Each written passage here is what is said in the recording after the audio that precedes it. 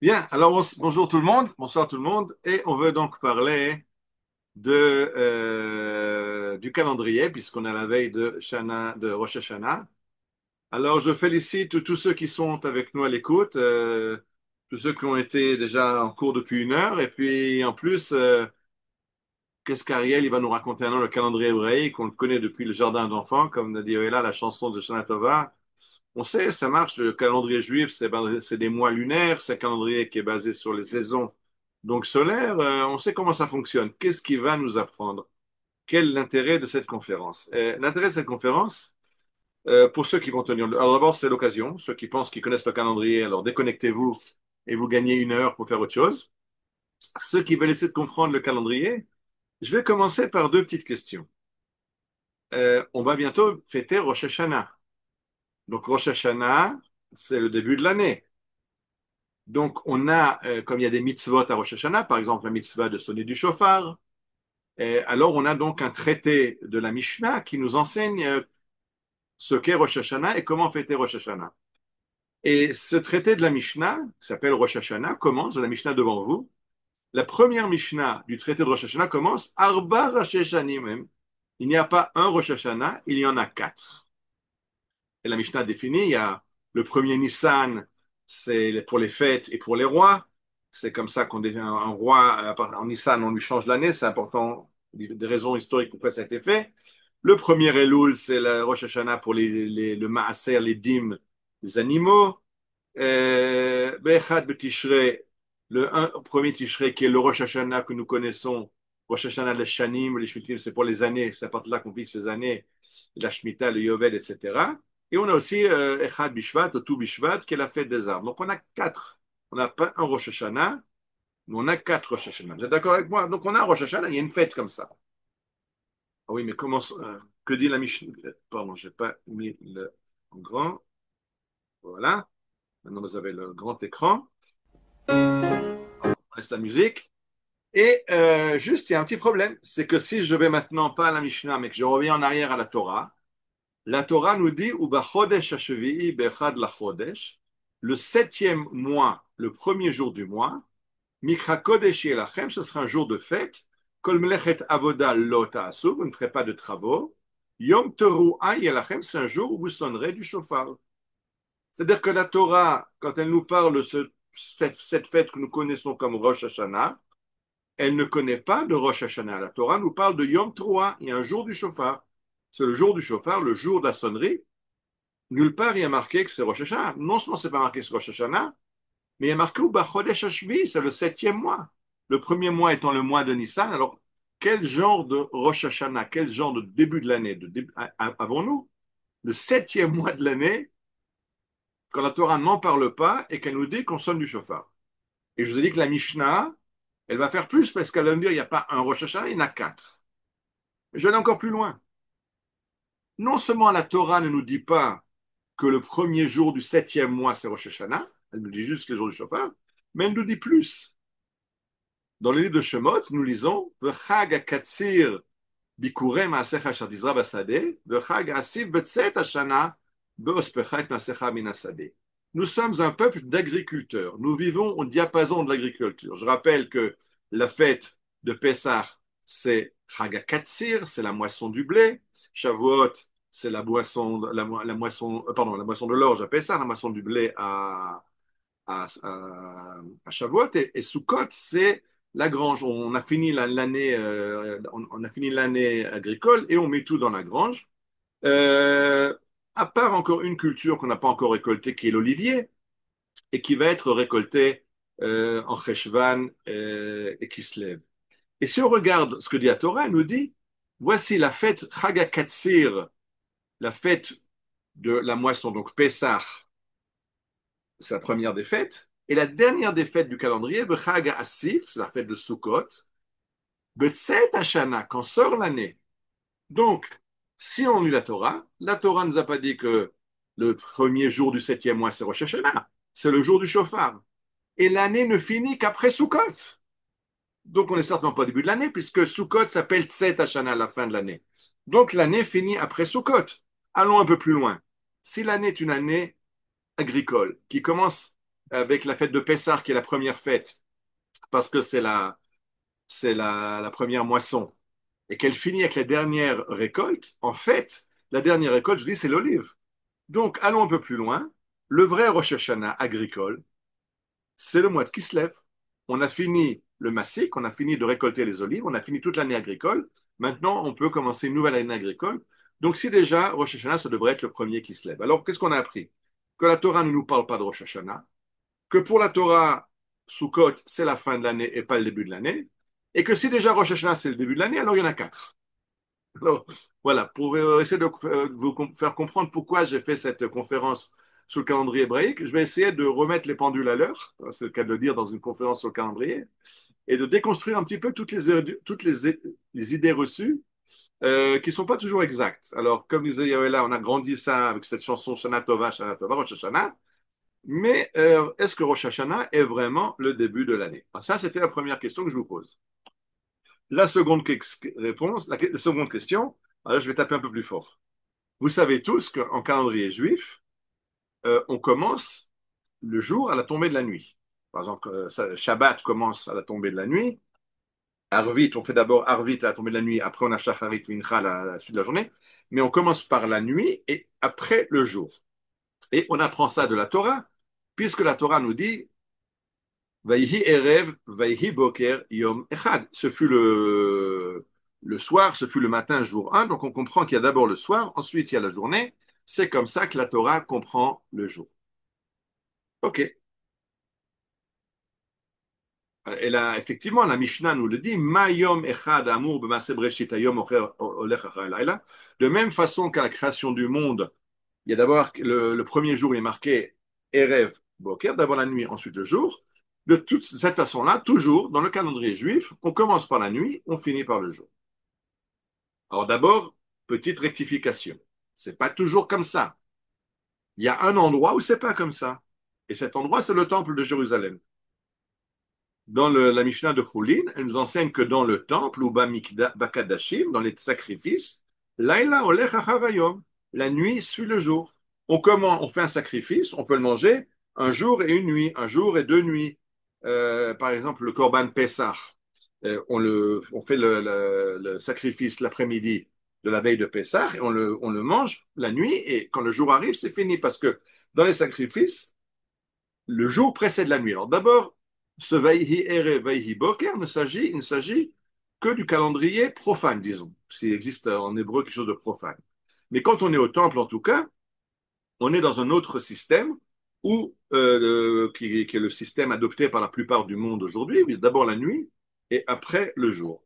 Rabbi Tzadok HaKohen, dans son livre Tzidkat HaTzadik, nous explique que c'est une question de compréhension du monde. Le monde, euh, on a d'abord une clipa, bon, ce sont des moussagim, comme on dit ça, des notions de Kabbalah, que on va vers la perfection. On commence par la clipa, par l'écorce extérieure, et il faut ôter l'écorce pour arriver au fruit.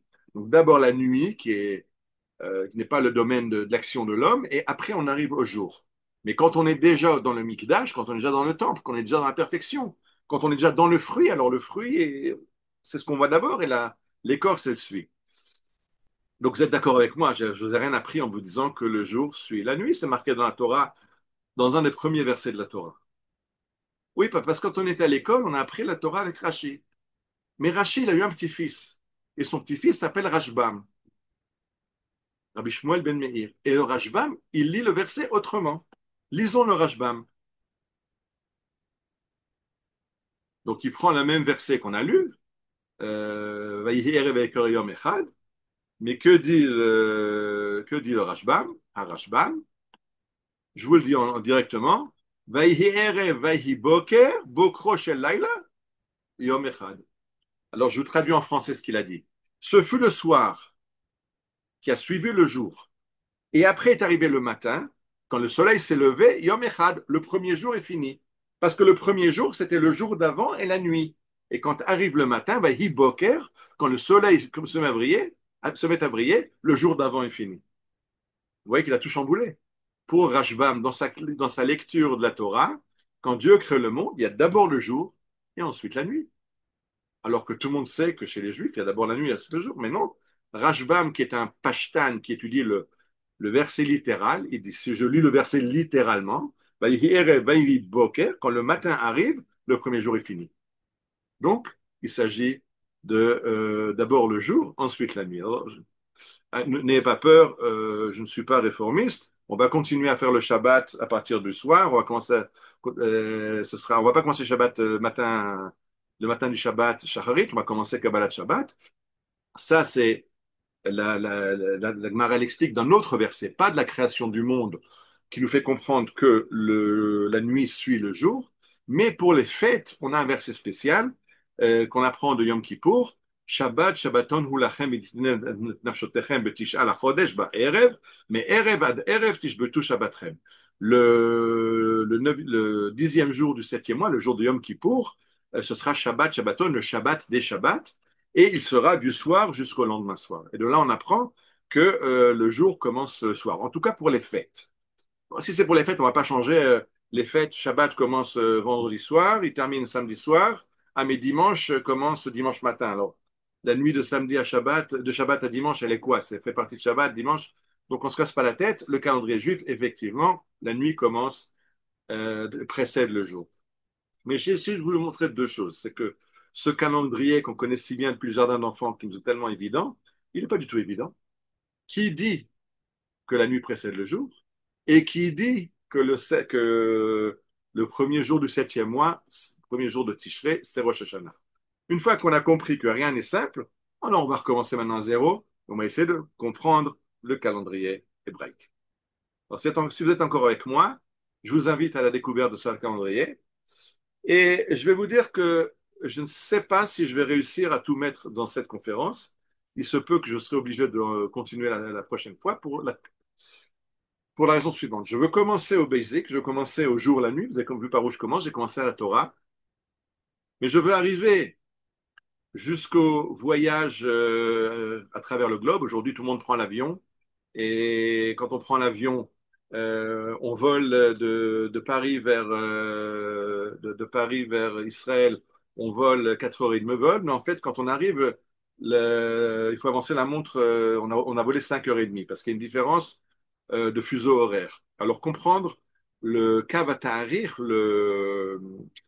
la ligne, comment on appelle ça en français? Le méridien zéro, d'après la halakha. Est-ce qu'il a une incidence sur la halakha? Où est le changement, la ligne du changement de date? D'après la halakha, ça a des influences très importantes. Je vais y arriver. Après, je vais arriver au Shabbat cybernétique. Ah oui, qu'est-ce qui se passe aujourd'hui? Euh, Il y a des juifs qui veulent être Shomer Shabbat. Ça existe, c'est marqué un Torah qui veut faire le Shabbat. Alors, par exemple, le Shabbat, je ne travaille pas. Si je suis vendeur, je suis marchand, j'ai un magasin, ben, la est très claire. Shabbat, je ferme mon magasin. Ok, impeccable. Mais je rappelle que nous sommes au 21e siècle. Et si mon magasin est dans l'Internet, c'est un magasin cybernétique. Alors, je ferme le magasin Shabbat. Pourquoi? J'ai des clients, pour eux, c'est pas Shabbat. Chez eux, c'est dimanche ou c'est vendredi, ils sont pas à Shabbat. Pourquoi leur interdire d'acheter? Pour eux, c'est pas Shabbat. Est-ce que c'est mon Shabbat à moi ou leur Shabbat à eux? D'un autre côté, prenons le contraire. Dimanche, j'ai rouvert mon site internet, mais dimanche, chez moi, à Jérusalem, c'est encore Shabbat à New York. Et est-ce que j'ai un juif de New York qui va acheter dans mon magasin? Est-ce que je lui crée un problème en lui faisant acheter dans mon magasin internet le Shabbat? Donc, il faut comprendre comment fonctionnent les dates, le changement de date d'après la halakha, ça a beaucoup d'incidences, pardon, j'ai dit. Et après, maintenant, dans le monde cybernétique, comment calculer le temps quand le temps il est global autour du globe et ça pose des problèmes de halakha très importants. Et on finira à Bezrat Hashem dans l'espace. Ceux qui ont déjà réservé leur billet chez Elon Musk pour le prochain voyage intersidéral, quand c'est qu'on fait Shabbat quand on est dans l'espace? Alors, je ne sais pas si j'arriverai jusqu'à toutes ces questions-là, mais je pense que c'est très intéressant. C'est un peu de piment à cette conférence. Au début, c'était à ça que je voulais arriver, mais pour y arriver, il faut commencer par les bases. Et si on y arrive, tant mieux. Si on n'y arrive pas, alors accrochez-vous, on fera une suite. Je commence donc par le début. Le Talmud nous enseigne. Amar Rabbi Shimon ben Pazi, Amar Rabbi Yoshua ben Levi Mishumar Kapara. כל היודע לחשב תקופות ומזלות ואינו חושב, Alav hakatuv omer vet poal Adonai lo yabitu umaseh yadav lo ra'u. Celui qui est capable de comprendre l'astronomie, de comprendre la marche du monde, la marche des astres, et qui ne se préoccupe pas de comprendre le calendrier et l'astrophysique, l'astronomie, de lui, il est dit dans un verset, il ne regarde pas la création de Dieu. Ça ne l'intéresse pas ce que Dieu a fait, parce que c'est le monde que Dieu a créé, et si tu en es capable, tu as une mitzvah de comprendre le monde que Dieu a créé. Donc il y a une mitzvah d'apprendre l'astronomie. Et ça va plus loin. Amar Rabbi Shmuel bar Nachmani Amar Rabbi Yochanan, minayin she mitzvah al ha'adam lechashev trufot nadot. Nous savons donc que c'est une mitzvah. C'est pas seulement quelqu'un qui ne fait pas des calculs quand il en est capable, il néglige son devoir de comprendre comment Dieu gère le monde, mais il dit c'est une mitzvah de calculer les calculs astronomiques. Chez Nehema ou Shmartem ba'asitem, parce que c'est marqué un verset de la Torah qui est vous ferez les calculs, qui hi chochmatrem ou binatrem le'ene ha'amim, parce que c'est votre sagesse aux yeux des nations. Ezoi chochma ou bina chez le'ene ha'amim, où est la sagesse aux yeux des nations? C'est le calcul des mois et des périodes astrales. Donc, vous avez compris qu'il faut comprendre le calendrier, c'est une grande mitzvah, et Rosh Hashanah, c'est donc l'occasion de se plonger dans cette compréhension du calendrier et de la marche des astres. Alors, reprenons, j'ai dit, on commence par le basic. Au milieu, vous avez la Terre. La Terre qui fait un tour sur elle-même en environ 24 heures. Ça nous donne une journée. Quand elle est vers le Soleil, c'est le jour. De l'autre côté, c'est la nuit. OK, on a compris. 24 heures, moitié jour, moitié nuit. Autour de la Terre gravite la Lune qui tourne sur elle-même, mais qui fait un tour de la Terre en 27 jours et quelques. Vu de la Terre, ça nous prend 29 jours et demi parce que quand la Terre, pendant que la Lune tourne autour de nous, la Terre a bougé par rapport au Soleil. Donc, ça va nous apparaître 29 jours, bien que la Lune fasse sa boucle en 27 jours et quelques. Ceux qui ne comprennent pas ce que je suis en train de raconter, je vous renvoie à Jules Verne, Voyage autour de la Terre. Si vous vous rappelez ce que Phineas Fogg il doit faire le tour de la Terre voyage autour du monde en 80 jours. Il doit faire le voyage du tour du monde en 80 jours et finalement il le fait en 79 jours. Et il lui reste encore un jour pour arriver à destination. Parce que quand on fait le tour de la Terre, on n'est pas en même place par rapport au Soleil. Je ne sais pas en développer, on y arrivera plus tard peut-être. En tout cas, la Lune fait un tour autour de la Terre en 27 jours et quelques.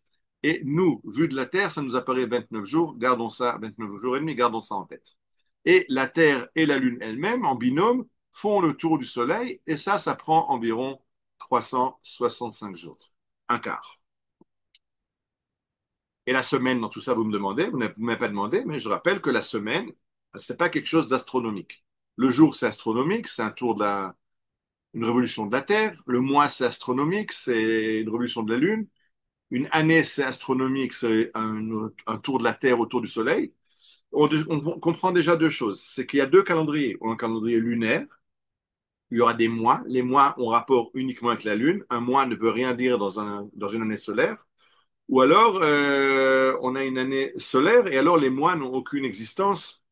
Les mois en rapport à la Lune, dans un mois solaire, janvier, février, c'est juste une convention. On a coupé l'année en 12 mois comme on coupe la journée en 24 heures. Ce sont des conventions, mais ça n'a aucune réalité astronomique. Alors la semaine aussi, la semaine n'a aucune réalité astronomique. Et c'est incroyable parce qu'énormément de peuples ont une semaine de 7 jours. La seule raison d'avoir une semaine de 7 jours, c'est les 7 jours de la création. C'est-à-dire que toutes les traditions humaines qui connaissent une semaine de 7 jours gardent en fait la mémoire d'un monde créé par Dieu en 7 jours. Autrement, il n'y a pas comment expliquer 7 jours. Il n'y a aucune logique. Pourquoi pas 12 jours? Il y a 12 heures il y a 12 heures dans la journée. Il y a 12 mois dans l'année. Le 12 est un chiffre très utilisé. Pourquoi pas 12 jours dans la semaine? Au moins 10. Nous, on travaille en calendrier décimal. Et pourquoi une semaine de 7? Une semaine de 7, c'est uniquement en rapport à la création du monde. C'est pour ça que quand on n'a pas ce rapport à la création du monde, par exemple, dans une république européenne euh, qui pense, euh, qui pense que rejeter Israël, ça fait du bien à la planète, Elle a changé son calendrier à l'époque d'une révolution qui a eu lieu en 1789. Ça a alors pris 3 ans, pardon, pour faire un nouveau calendrier, le calendrier de la Révolution. Et le calendrier de la Révolution, il connaît 12 mois, une année solaire, donc 365 jours, etc., écart. Et il y a 12 mois, toujours le 12, on l'a toujours en astronomie. Les mois ont 30 jours. Et ces 30 jours sont divisés en 3 parties de 10 jours. Il n'y a pas de semaines. Il y a des dizaines, des décades. Et oui, si on ne se réfère pas à la création du monde, si on n'a pas la Torah, il n'y a aucune logique à la semaine. Donc le calendrier de la Révolution a supprimé la semaine et passé à la décade. Mais ce n'est pas mon propos, je continue.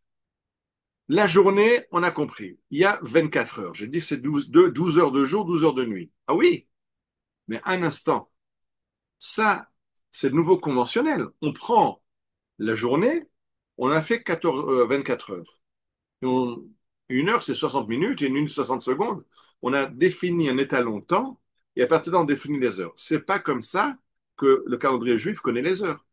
Le calendrier juif calcule la longueur de la journée depuis, alors ça dépend, ou depuis l'aube jusqu'à la nuit, ou depuis le lever du soleil jusqu'au coucher du soleil. Et cette période-là est divisée en 12 heures. Il y a donc 12 heures de jour et 12 heures de nuit.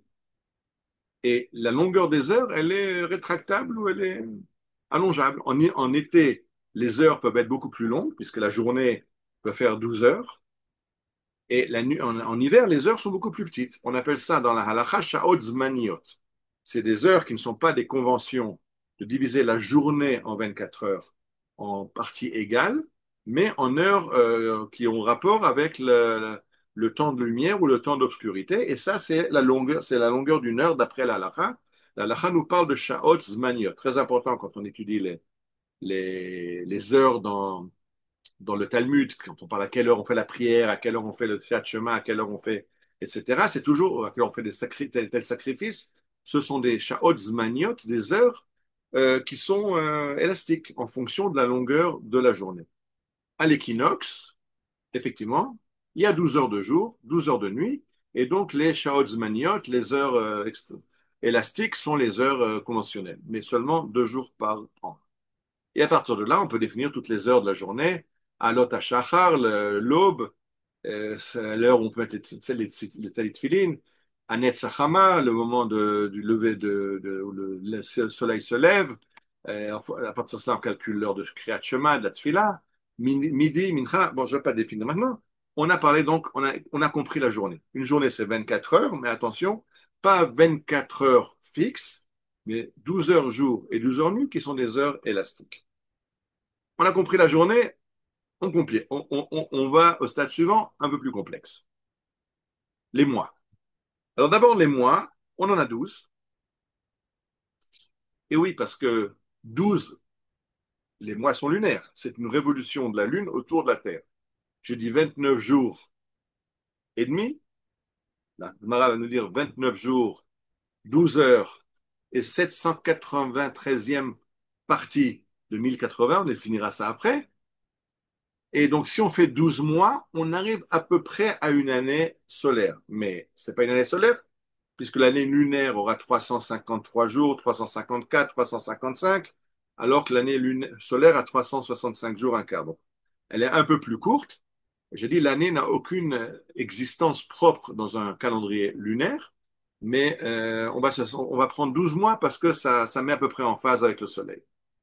Les mois, ils sont en alternance, un peu comme le calendrier général qu'on utilise janvier. Vous vous rappelez quand on était gosse, janvier, février sur les doigts pour savoir 30, 31, 30, 31. En hébreu, Tishri 30 jours, Cheshvan 29, qui se lève 30, pardon.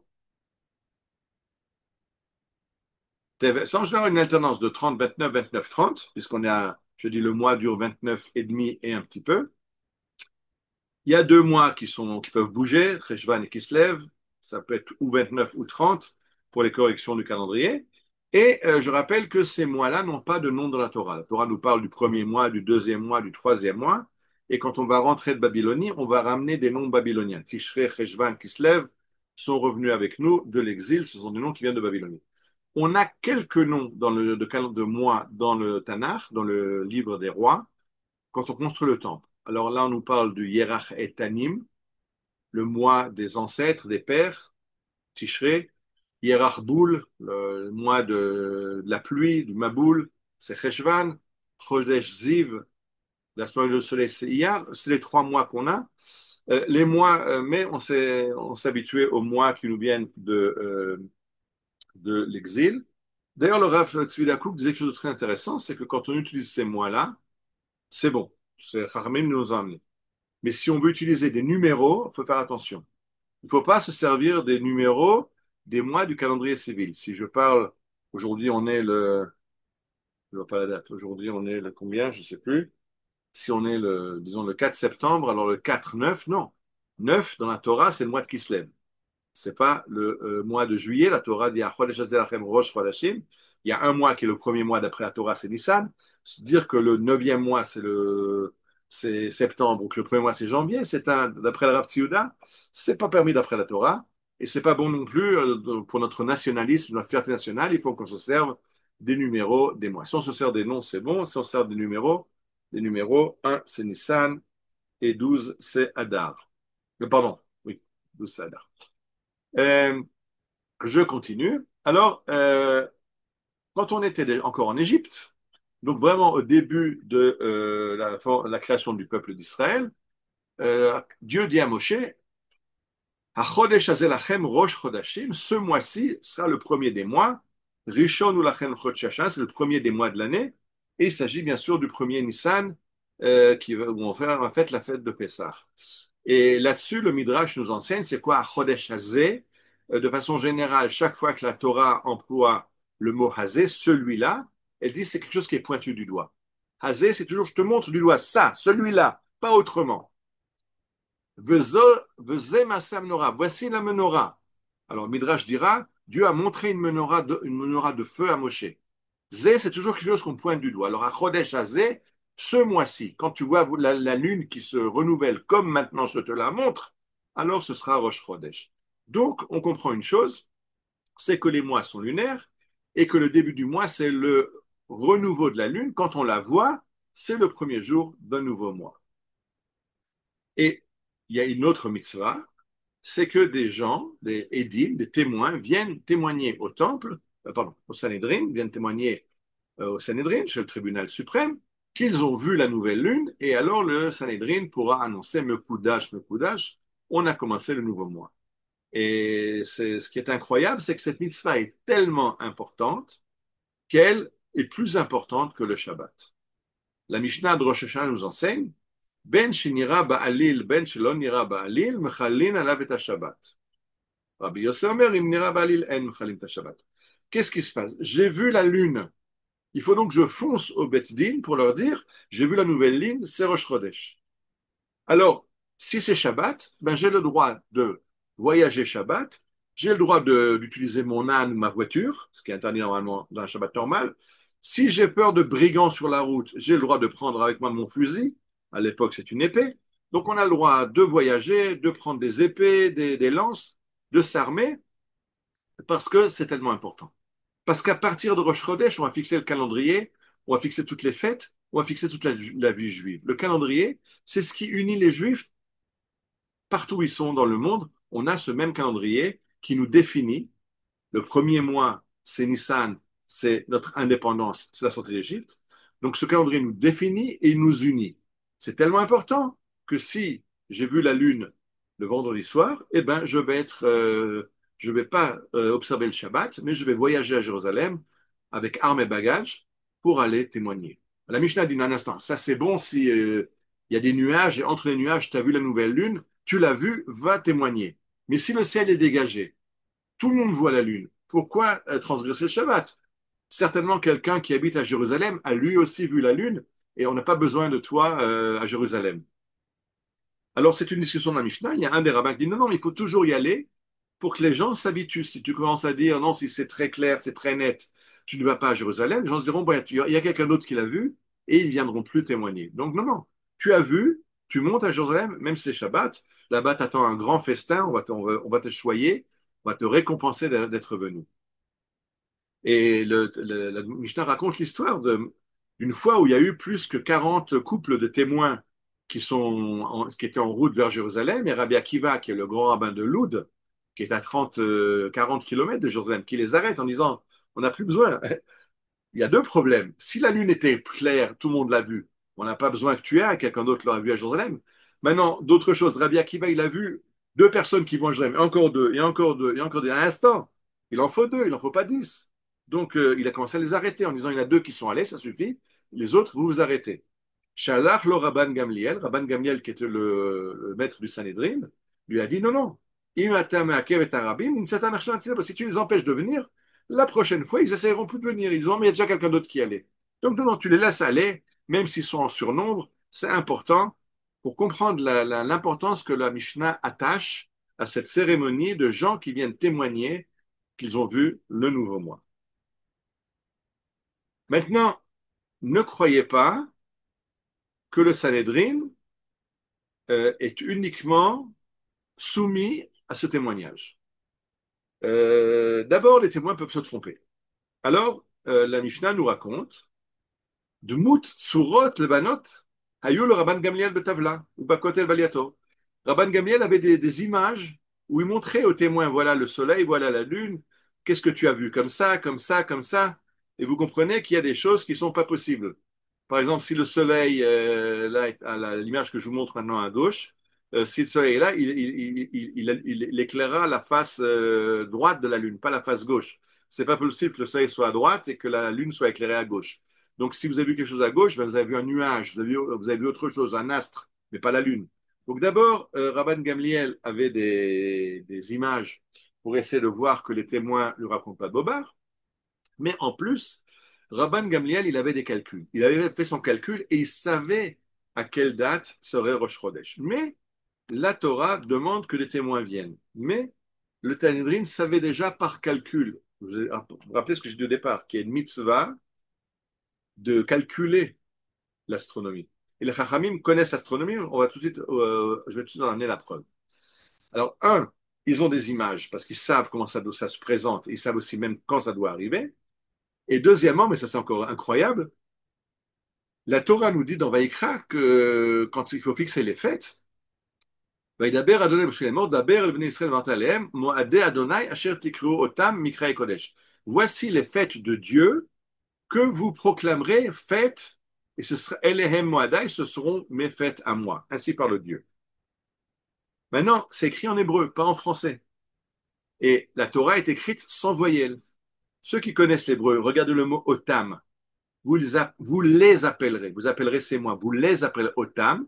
Si vous ôtez les voyelles et que vous changez les voyelles, vous mettez un patar sous le aleph et un ségol sous le taf, Asher tikreu atem mikrekdesh.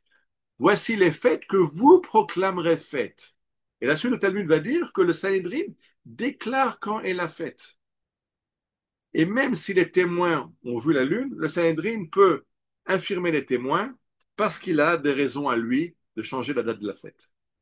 Par exemple, si les témoins ont vu la nouvelle lune du premier Tishri à une date qui va faire que Yom Kippour va tomber un vendredi, eh ben, ils vont pas accepter le témoignage des témoins, ils vont trouver comment récuser les témoins, parce qu'ils ne veulent pas que le Yom Kippour tombe un vendredi. Parce que si Yom Kippour tombe un vendredi, on aura 2 jours qui est une Kdusha, vendredi, Yom Kippour, Shabbat, Shabbat, et dit la Gemara, comme on n'enterre pas Shabbat ou Yom Kippour, c'est encore une période chaude de l'année, et laisser un défunt 2 jours, le corps va commencer à se putrifier à la chaleur, et ce n'est pas le kavod du défunt. Donc, pour éviter qu'il y ait 2 jours où on ne peut pas enterrer les défunts, 2 jours qui se suivent, le Sanhedrin va éviter de faire, de faire que Yom Kippour tombe un vendredi ou un dimanche, le même problème. Et donc, on va changer la date. Achetikru atem mikra kodesh. Les fêtes que vous déciderez que sont les fêtes, et les hem ce seront mes fêtes à moi. Et le Talmud va très loin. Le Talmud raconte que Dieu, vous savez que Rosh Hashanah, le Midrash nous dit que Dieu ouvre 3 livres, le livre de la vie, le livre où il inscrit les tzadikim, le livre, le Allénou de la mort où il inscrit les méchants, et le livre des Bénonim. Et le Midrash raconte, Dieu a dit au tribunal céleste, ben, préparez les livres, mettez les pupitres. Demain, c'est Rosh Hashanah. Et demain matin, les anges de service annoncent, ah oui, mais il y a un problème, le Sanhédrin à Jérusalem, il a décidé que c'est pas Rosh Hashanah, ce sera demain, puisque Rosh Hashanah, c'est le jour du Rosh Chodesh, c'est le premier Tishri. Donc, c'est le jour où les témoins sont venus la nuit de Rosh Hashanah annoncer que c'est Rosh Hashanah. Et le Sanhédrin a décidé de décaler Rosh Hashanah. Et Dieu dit, ben, remballez tout, on fera le jugement demain. C'est-à-dire que Dieu dit, les fêtes que le Sanhédrin va fixer, ce sont mes fêtes à moi. C'est-à-dire qu'il y a une force énorme du Sanhédrin qui décide quelque chose d'incroyable. Pour ça, ça a énormément dérangé les Grecs dans les décrets qui ont précédé Hanouka, les décrets des Grecs contre la Torah. Un des décrets était l'interdiction de faire le Rosh Chodesh, parce que c'était impensable pour un Grec. L'astronomie, c'est l'astronomie. Tu vas pas me dire que aujourd'hui c'est mercredi, si aujourd'hui c'est mardi. Tu vas pas me dire qu'aujourd'hui c'est Rosh Chodesh, si on a vu la lune demain, ou on a vu hier, ou si on la verra demain. Tu peux pas jouer avec l'astronomie. Et les Juifs, c'est ce qu'ils font. Ils jouent avec l'astronomie. C'est une des forces que la Torah donne à Chazal. Maintenant, je vous ai dit que, alors, ça peut porter un problème. Ça peut porter un problème. Dans l'image que vous voyez à gauche, vous voyez Rabbi Tarfon qui vient saluer Rabban Gamliel, que le chef Sanhédrin, qui lui donne la collade. Qu'est-ce qui s'est passé? Je ne vais pas lire le texte, je vais vous le raconter. Euh, L'histoire s'est passée qu'un jour, il y a deux témoins qui ont dit, on a vu la nouvelle lune le matin à l'est. Et la nuit, au soir tombé, on l'a vu à l'ouest. Maintenant, il faut comprendre, c'est pas possible. La dernière lune qu'on voit, le dernier jour d'un mois lunaire, la lune se trouve à l'ouest. Ouais. Et alors, elle s'approche du soleil. Enfin, ce qui va se passer, c'est que le jour du Rosh Chodesh, la lune est en phase, dommage, je n'ai pas mis une image, la lune est en phase avec le soleil, et donc elle disparaît dans l'ombre du soleil. Le soleil éclaire tellement fort qu'on ne voit plus la lune. C'est pour ça qu'il y a un jour où la lune disparaît, et le prochain jour, quand elle se décalera du soleil, on va la voir au lever du soleil. Donc, la première lune du nouveau mois, on va la voir à l'est. La dernière lune du mois passé, on va la voir à l'ouest. Alors, si les témoins disent le matin, on a vu la lune à l'est, et le soir, on l'a vue à l'ouest, c'est pas possible. Parce que à l'ouest, à l'est, c'est le nouveau mois, et à l'ouest, c'est l'ancien mois. Donc, on ne peut pas le matin être dans le nouveau mois et le soir être dans le mois d'avant. Il y a un problème dans leur témoignage. Ils ont été trompés, ils ont vu des saletés, ils ont ils ont vu un nuage. Rabbi Yochanan ben Nouri dit, mais c'est des menteurs. Il dit à quoi ça ressemble? Ça ressemble à quelqu'un qui témoigne d'avoir vu une femme enceinte et le lendemain il dit mais je témoigne qu'elle est encore elle est pardon, il a vu accoucher et le lendemain il dit mais non, elle est enceinte. Non, si elle a accouché, elle est plus enceinte. Si elle est au Rosh Chodesh, il peut plus, on peut plus être le mois d'avant. Et donc normalement ces témoins sont des faux témoins. Mais Rabban Gamliel les a acceptés. Une autre histoire du même acabit où deux témoins sont venus et ils ont dit on l'a vu et puis le lendemain on l'a plus vu, la même histoire, une autre version de la même histoire et Rabban Gamliel accepte leur témoignage. J'expliquais que Rabban Gamliel il peut accepter un témoignage qui n'est pas exact parce qu'il a des calculs à lui quel jour il veut que ce soit Rosh Chodesh par rapport à la date où vont tomber les fêtes, par rapport au jour de la semaine où vont tomber les fêtes. Mais ça n'a pas été accepté par tout le monde. Et j'ai dit Rabbi Tarfon, je me Rabbi Dossa. Rabbi Dossa Ben Orkinas a dit ce sont des menteurs, je ne peux pas accepter, on ne peut pas prendre un témoignage de menteur comme base du calendrier. Et alors Rabban Gamliel lui envoie un message, ça je vais le lire, Gozrani alecha shetavo etzli b'makelcha b'maotecha b'yom kippurim shecha liot b'cheshboncha. Je t'impose de venir chez moi au Sanhédrin avec ton bâton et avec ta bourse le jour de Yom Kippour d'après ton calcul. Puisque d'après ton calcul, Yom Kippour n'est pas le même jour que le mien, ben le jour où d'après toi c'est Yom Kippour, tu vas venir chez moi pour montrer que tu reconnais mes décisions. Et alors, Rabbi Akiva rencontre Rabbi Dossa Ben Orkinas qui est dans la déprime et lui dit mais qu'est-ce qui se passe? Il lui raconte qu'il s'est fait planter par Rabban Gamliel qui lui demande de venir de profaner Yom Kippour. Rabbi Akiva lui c'est pas grave. Je te prouve qu'il a raison. La Torah a dit, voici le verset qu'on a appris avant, les fêtes, c'est le Sanhedrin qui les fixe. Une fois qu'il les fixe, c'est les fêtes de Dieu. Donc si Rabban Gamliel a fixé, eh ben c'est bon, c'est les fêtes, et c'est pas Yom Kippour d'après ton calcul, C'est pas chacun calcule le mois pour lui-même, c'est une prérogative du Sanhédrin. Donc, le Yom Kippour, c'est le Yom Kippour de Rabban Gamliel. Tu n'as aucun problème d'aller Yom Kippour d'après ton calcul chez Rabban Gamliel. Euh, et il lui a encore dit une chose. Il lui a dit, tu ne peux pas mettre récuser la décision de Rabban Gamliel. Parce que si tu récuses Rabban Gamliel, alors on va remettre en cause tous les rabbins avant. Peut-être qu'ils se sont trompés. Peut-être le calendrier qu'on a n'est pas juste. Peut-être que notre tradition, la halakha, n'est pas juste parce qu'il y a un rabbin qui s'est gouré en route. Donc on a une règle. Quand un rabbin a tranché, chaque rabbin dans sa génération, c'est lui qui fixe. Chaque sanhédrin dans sa génération, et donc, ce qu'il a fait, c'est bon, on ne peut pas remettre en cause la décision, et c'est ce qui ramène un verset. Euh, Vayal Moshe, après le don de la Torah au mont Sinaï, il a marqué que Moshe, Aaron, pardon, au don de la Torah, que Moshe monte sur la montagne avec Aaron, Nadav, Abihu et les 70 anciens du peuple juif, chacun avait sa place sur Mont Sinaï. Et le Talmud demande, mais pourquoi on ne dit pas le nom des 70 anciens? Pour te dire que chaque Sanhédrin de chaque génération, il a la même valeur que le Sanhédrin de Moshe. Tu ne peux pas me remettre en question. Et alors, rassuré, Rabbi Hanina ben Dossa, Rabbi Dossa ben Orkinos a pris son bâton, sa bourse, est allé chez Rabban Gamliel à son jour de Yom Kippour, et Rabban Gamliel s'est levé de son siège et l'a accueilli, l'a embrassé en lui disant Bo Shalom, Rabbi Betalmidi, viens en paix, mon maître et mon élève. Mon maître en Chorma, tu as plus de Chorma que moi. Betalmidi, mais mon élève parce que tu as accepté mes décisions. Et c'est important pour qu'il y ait de l'ordre dans les décisions du Sanhédrin. Alors, ça, on a compris la force du Sanhédrin de fixer les mois. Maintenant, ça a commencé à prendre du plomb dans l'aile à l'époque des Romains. Donc, je vais expliquer que déjà les Grecs n'avaient pas aimé que les Juifs fixent les mois parce que ça définit l'indépendance du peuple juif. Donc les Romains ont aussi essayé d'interdire cette fonction du Sanhédrin de fixer les mois. Pardon, avant les Romains. On est encore au Baït-Toussim. Il y a différentes sectes à l'époque romaine dans le monde romain. Ceux qui arrivent à identifier, l'animal qui est à votre gauche, qui m'a été créé par AI. Vous voyez qu'il a une tête de veau, il a des cornes de gazelle, il a des oreilles de mouton. Qui est cet animal? Alors il y a une histoire qu'une fois les Baïtoussim, donc une secte de l'époque du Second Temple, ont essayé de tromper les Chachamim, et donc ils ont payé deux faux témoins pour aller témoigner à Jérusalem qu'ils ont eu la nouvelle lune, bien qu'il n'y avait pas de nouvelle lune, et ils leur ont donné 400 zouz. Et ces témoins, il y avait un qui était un Baïtoussi, qui était un faucheton, et l'autre qui était un disciple fidèle des rabbins, qui a réussi à jouer le jeu pour pouvoir éviter la catastrophe.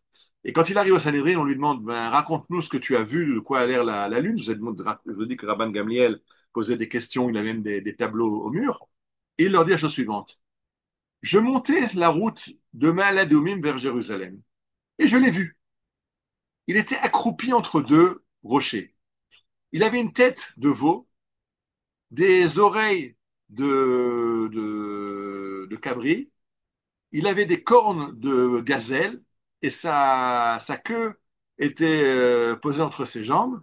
Je l'ai vu, j'ai eu peur de voir cette créature.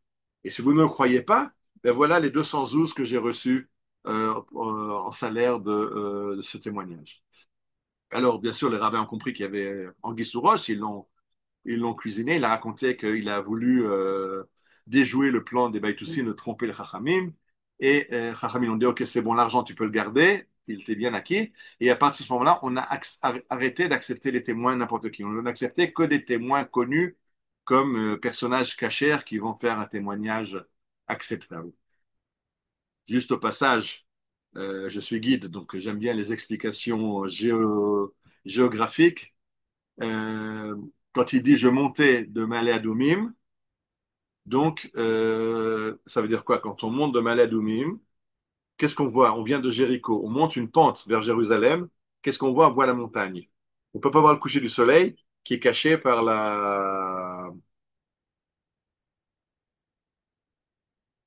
qui est caché par Joël. On ne peut pas avoir vu la fin du mois. Euh, pardon, pouce, c'est autre chose. Euh, il dit, je monte vers de Maladoumim, je ne peux pas voir la lune qui est derrière moi, je regarde devant moi. Devant moi, c'est les rochers. La lune, je dis que la nouvelle lune, elle vient à l'est, elle vient au lever du soleil, c'est l'autre direction, c'est pas quelque chose qu'il est censé voir, mais ça juste au passage. Et après, pour annoncer au peuple d'Israël, dans tout le pays, quelle était la date que le Sanhedrin a fixée, puisqu'il n'y a pas le calendrier fixe, il faut savoir quand le Sanhedrin a fixé Rosh Chodesh, alors on allumait des feux sur les montagnes pour faire passer le message. Voilà, on allumait des feux, c'était les SMS, les Smoke Messaging System, les messages de fumée ou de feu. Euh,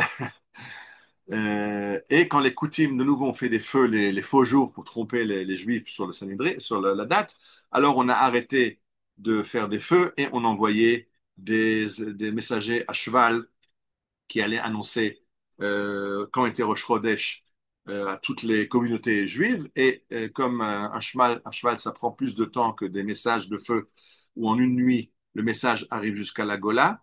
À partir du moment où on prend des chevaux, on n'arrive plus à temps dans la Gola. Et c'est pour ça qu'on a commencé le deuxième jour de Yom Tov. Pourquoi on fait 2 jours de Yom Tov? Parce que ne sachant pas quand le Sanhedrin a fixé Rosh Chodesh, on ne sait pas quel jour c'est Pessah. Et à cause du doute, on fait 2 jours. C'est la raison de ces 2 jours.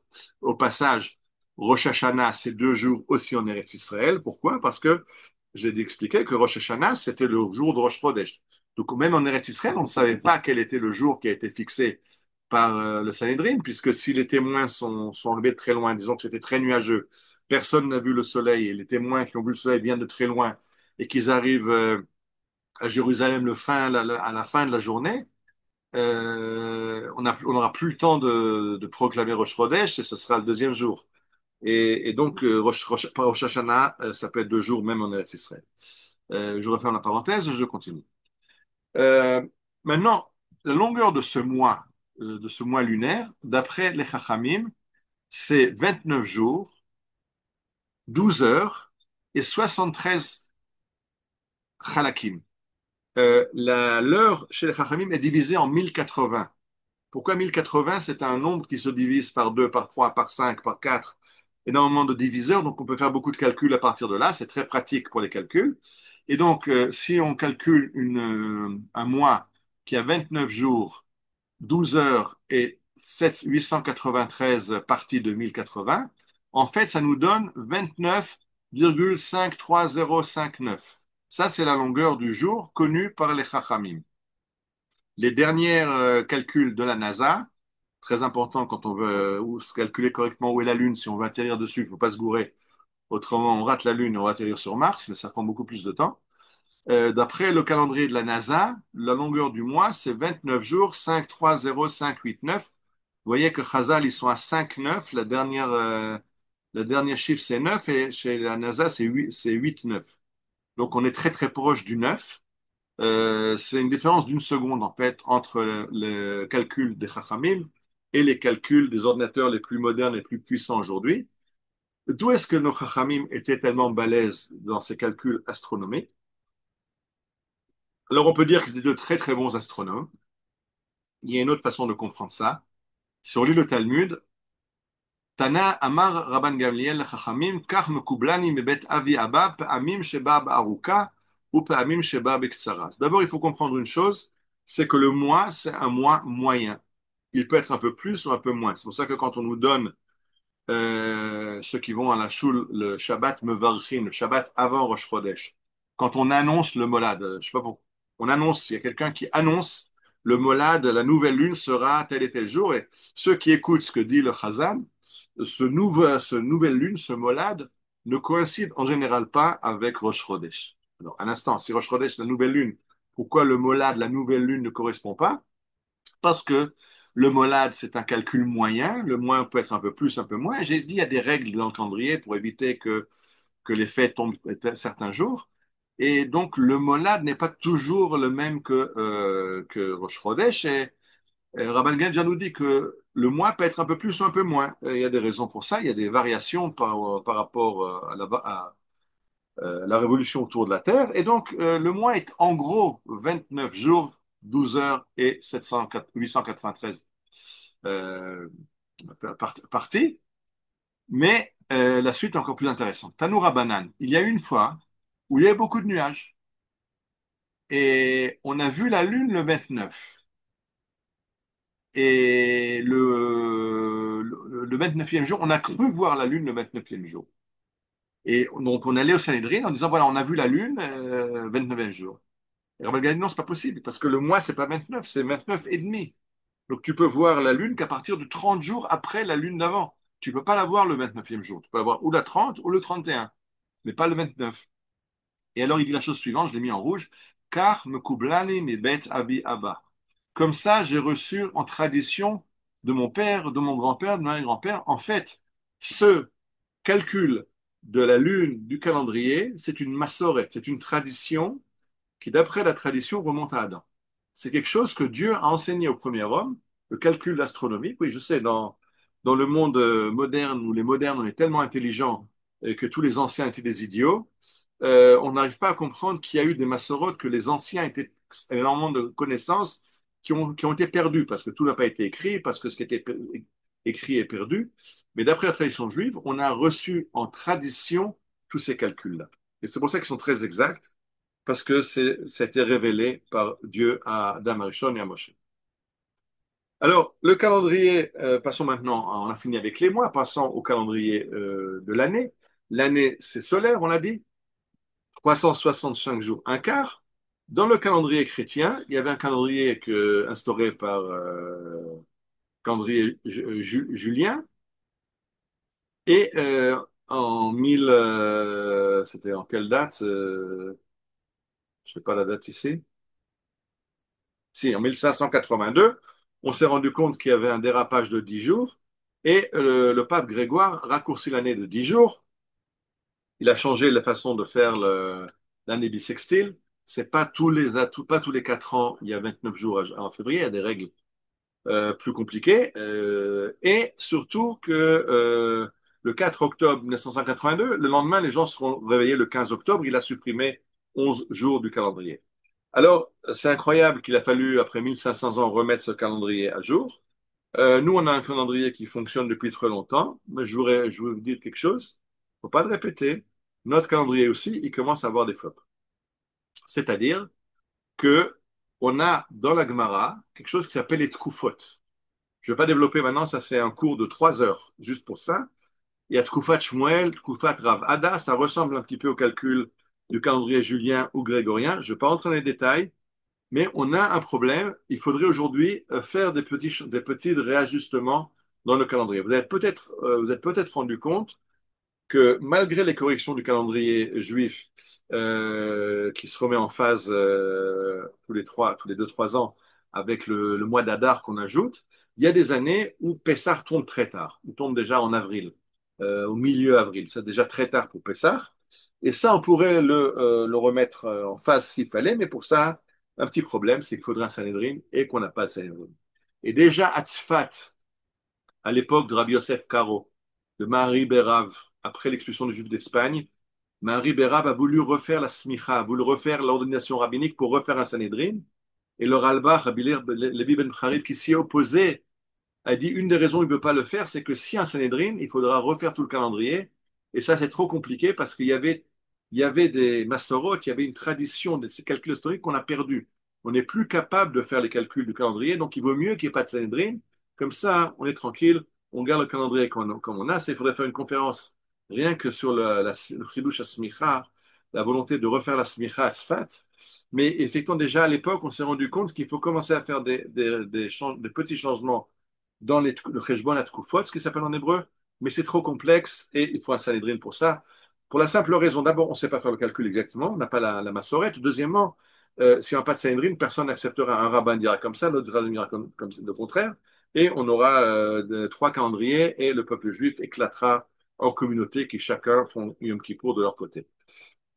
Alors, la Gemara parle de ça, que il y a une chevoie, il y a un serment que Dieu a fait jurer à Israël sur le point de partir en exil. Et un de ces serments, Shelo Yugalu Hasod Lovde Kochabim. Il ne faut pas révéler le secret aux idolâtres. Et Rachid, de quel secret s'agit-il?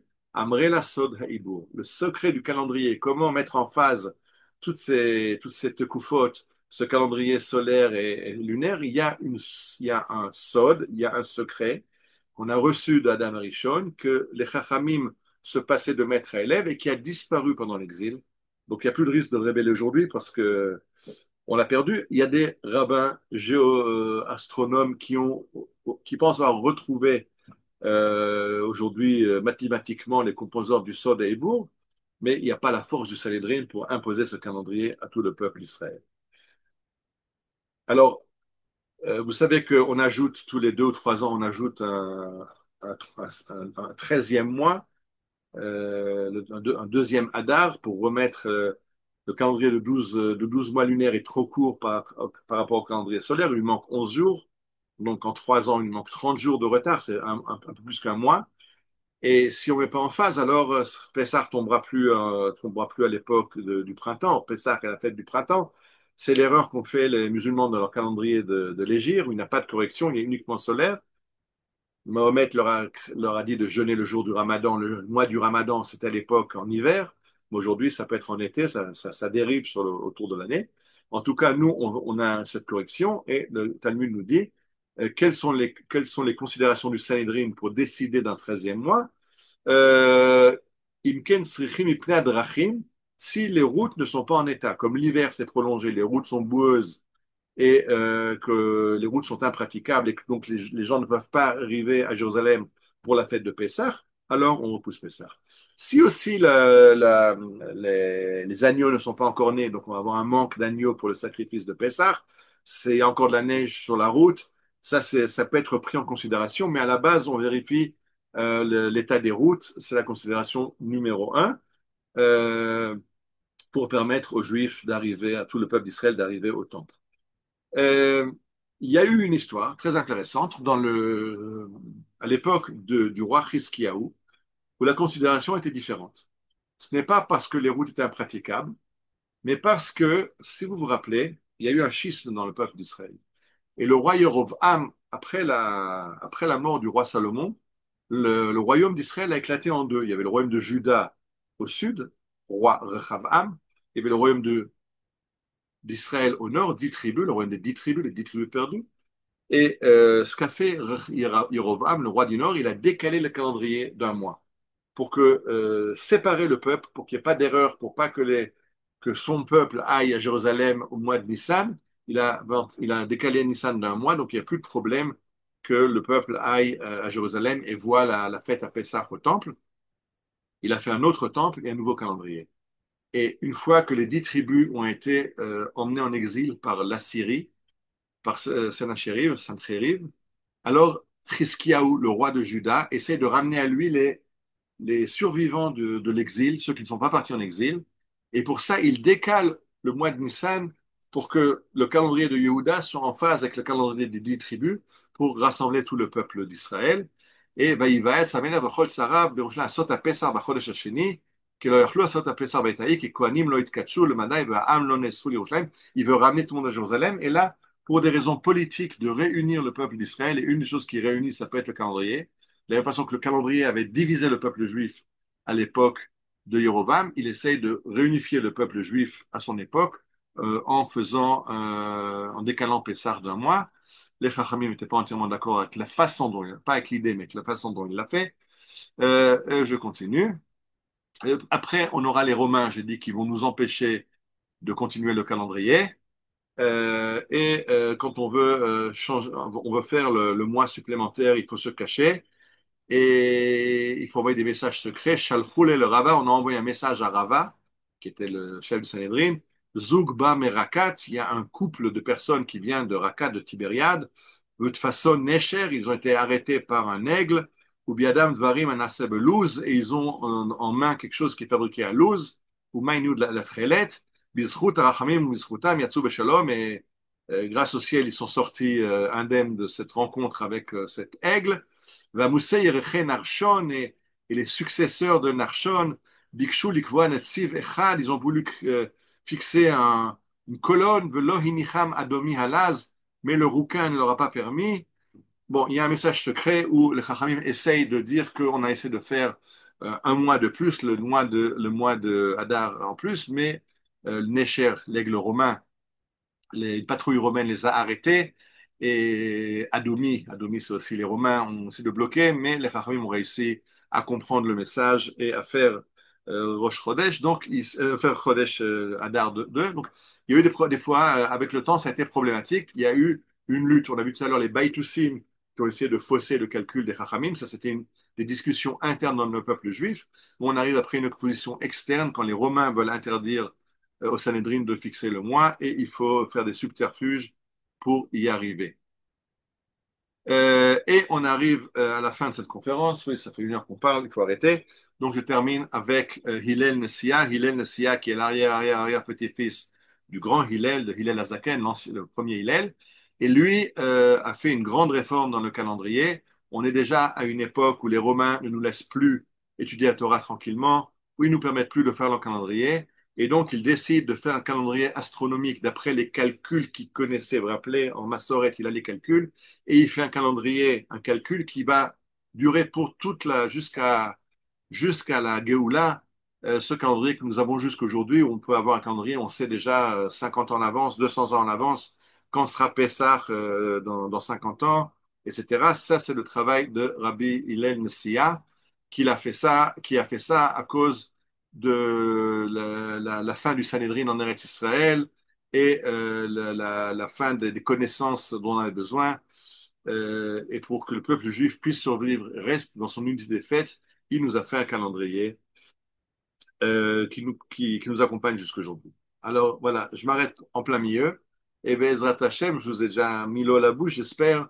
On va vouloir parler de la ligne du changement de date d'après la halacha, du Shabbat cybernétique, du temps dans l'espace, du temps juif, du temps de la halacha dans l'espace. Et tout ça, Bezrat Hashem, à notre prochaine rencontre. Je vous souhaite une excellente semaine et un Merci beaucoup. jour. Toda Rabba, merci beaucoup Ariel. Merci Si y a des beaucoup. questions, vous pouvez réagir.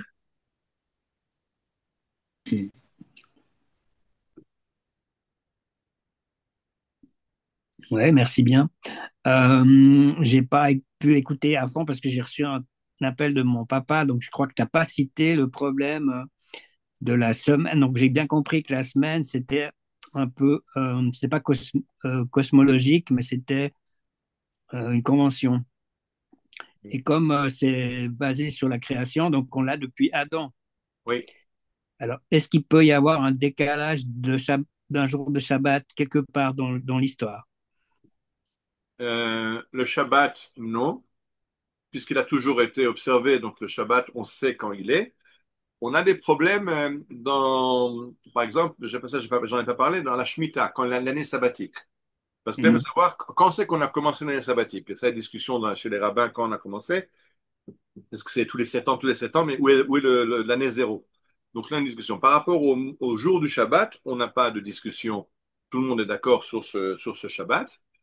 Même des chrétiens provoslaves, russes orthodoxes, qu'on appelle les sobotniks, qui observent le Shabbat, sont revenus au Shabbat juif parce que même dans le calendrier russe, le samedi s'appelle Sobota, Shabbat. Donc on Mhm. sait quand est le Shabbat. Le seul problème qu'on peut avoir d'après la halakha, c'est quelqu'un qui serait perdu dans le désert ou qui est tombé, qui s'est évanoui, qui se réveille, il ne sait plus combien de jours il a dormi et quel jour il est, ou il a perdu son calendrier.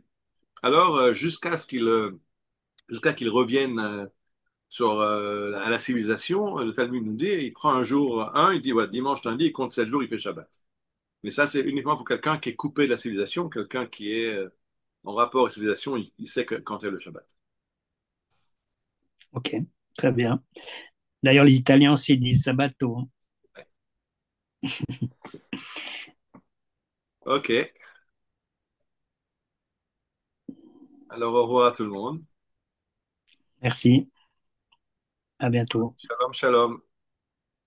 Shalom, shalom.